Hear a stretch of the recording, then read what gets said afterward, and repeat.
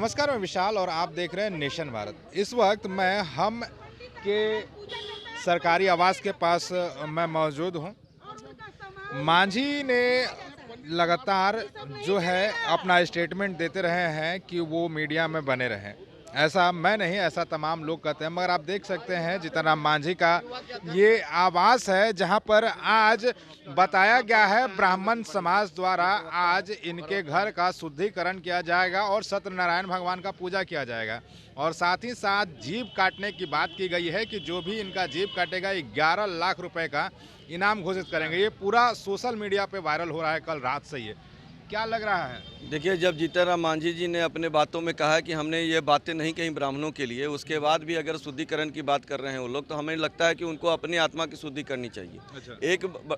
एक सम्मानित पद पर रहते हुए और एक अभिभावक के रूप में हैं वो, और उनके अभिभावक रूप को देखते हुए भी अगर उन्होंने अपने बातों पर यह कहा है कि मैंने ब्राह्मणों के लिए नहीं कहा, तो इसे तूल के ताड़ कुछ तथाकथित ब्राह्मण संगठन और ब्राह्मण नेता जो हैं ये दर्शाना चाहते हैं कि हम ब्राह्मणों का सरमौर हैं और इससे गरीब ब्राह्मणों का कहीं हित नहीं होगा।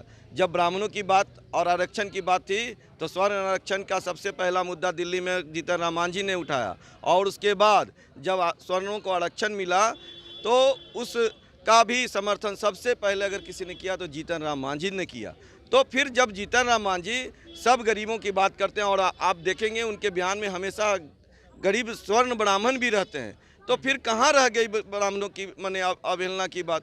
और जब उन्होंने बात कह दिया कि हमने नहीं कहा, तो ये तूल के तार देने से हमें नहीं लगता कि यह उचित है। और ये तथाकथित जो ब्राह्मण संगठन है, मैं उनसे आग्रह करूंगा, मैं भी ब्राह्मण हूं, मैं आग्रह करूंगा कि इस तरह की नौटंकी से गरीब ब्राह्मणों का हित नहीं होने वाला है।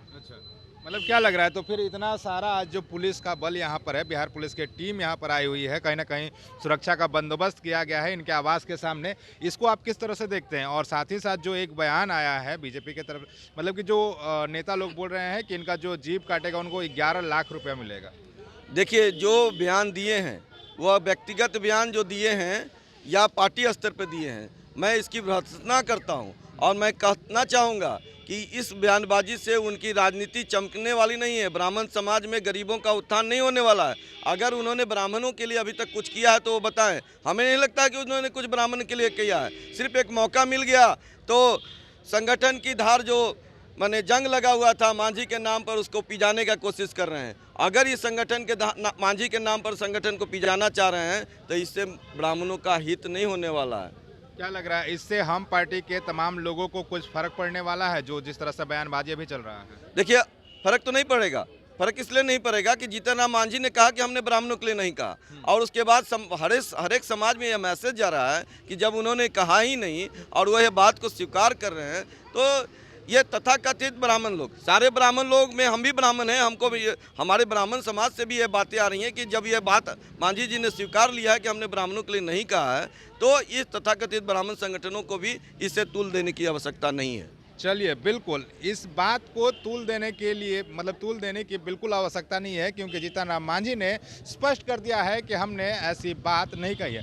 मगर देखने वाली बात होती है, क्योंकि जो समय निर्धारित किया गया है कि जीतन राम मांझी के आवास पर आएंगे, इनका शुद्धिकरण करेंगे और सत्यनारायण भगवान की पूजा करेंगे। तो आगे की तस्वीरों में क्या कुछ सामने निकल कर आ रहा है, तब तक के लिए बने रहे हमारे साथ, देते रहे हमारे वीडियो को लाइक और सपोर्ट करें। धन्यवाद।